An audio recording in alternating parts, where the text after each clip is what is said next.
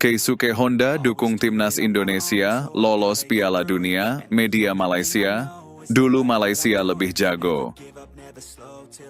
Suasana di Jepang kian memanas jelang laga krusial kualifikasi Piala Dunia 2026 antara tuan rumah Jepang melawan timnas Indonesia. Di tengah persiapan intensif skuad Garuda, kejutan datang dari salah satu legenda sepak bola Jepang, Keisuke Honda. Sosok yang dikenal luas karena kiprahnya di AC Milan dan Piala Dunia bersama Samurai Biru ini mengungkapkan dukungan terbuka kepada timnas Indonesia untuk bisa menembus panggung dunia. Saya melihat perkembangan luar biasa dari timnas Indonesia. Mereka punya semangat muda, pemain yang lapar, dan pelatih yang berani. Saya berharap mereka bisa lolos ke Piala Dunia.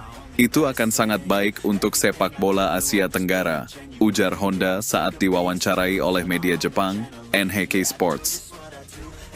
Ucapan Honda menjadi topik hangat di kalangan fans Indonesia.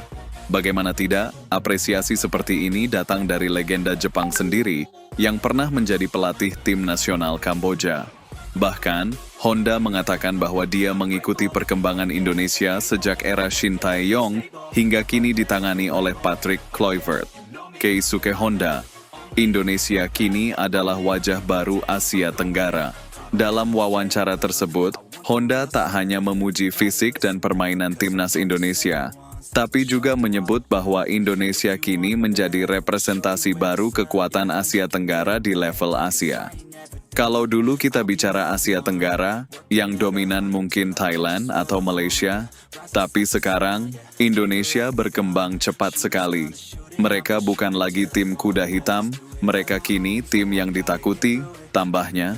Pernyataan itu sontak menjadi viral di media sosial, terutama di kalangan supporter Indonesia dan Malaysia.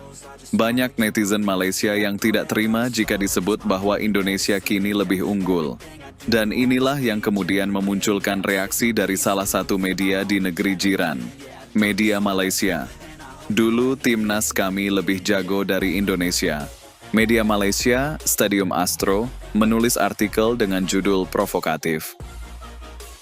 Dulu kami lebih jago dari Indonesia, sekarang? Dalam artikelnya, mereka menyebut bahwa Indonesia memang mengalami kemajuan pesat. Tapi keberhasilan itu tak lepas dari banjir pemain naturalisasi. Indonesia kini tampil dengan banyak wajah asing. Idzes, Hubner, Verdonk, Patinama, semuanya bukan hasil dari akademi lokal. Tentu saja mereka bisa bersaing jika diperkuat pemain-pemain Eropa.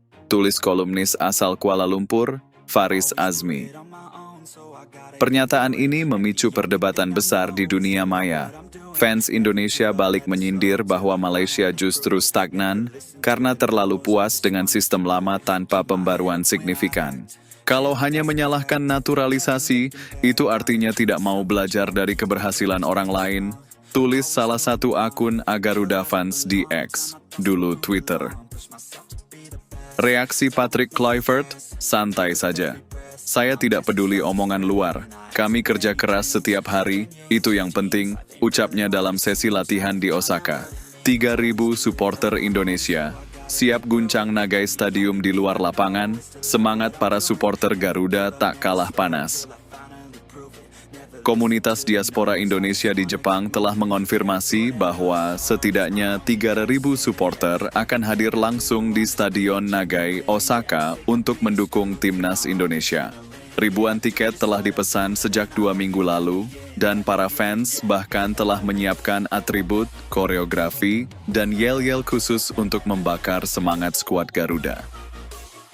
Ini bukan sekadar laga tandang. Ini adalah bukti bahwa timnas Indonesia tidak pernah sendiri, bahkan di negeri orang, ujar Doni, koordinator komunitas Garuda Osaka. Akan ada koreografi bertema Garuda Samurai, sebagai simbol kekuatan mental dan semangat pantang menyerah. Selain itu, lagu Indonesia Pusaka akan dinyanyikan sebelum kick-off sebagai bentuk nasionalisme para perantau. Lebih dari 20 komunitas pelajar dan pekerja Indonesia dari Osaka, Kyoto, Nagoya, hingga Tokyo akan menyatu di tribun barat stadion.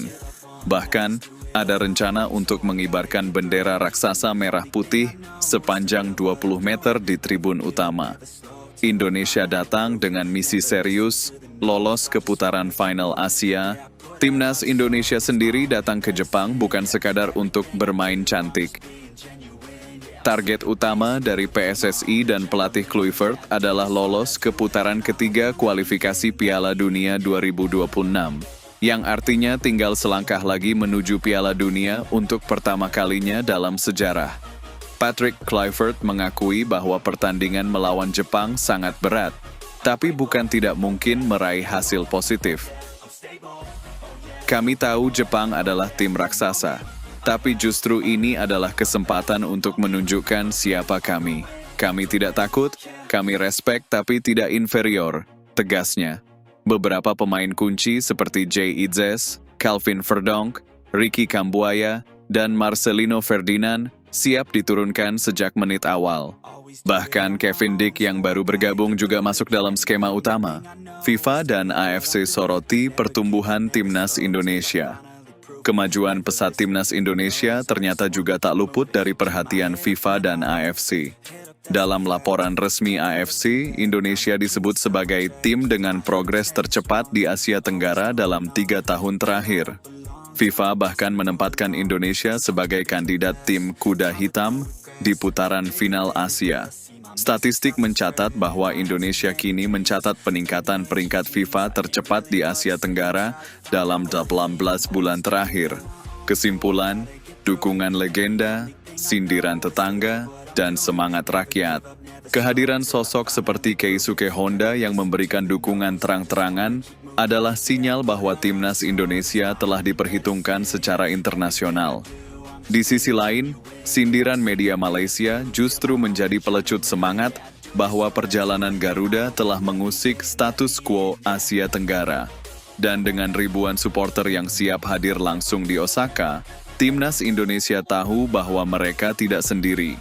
Mereka membawa harapan, impian, dan kebanggaan seluruh rakyat Indonesia. Kini tinggal satu pertanyaan besar. Apakah Indonesia siap membungkam Jepang dan membuktikan bahwa dukungan Honda dan suara rakyat Indonesia bukan sekadar harapan kosong? Kita tunggu jawabannya di atas lapangan.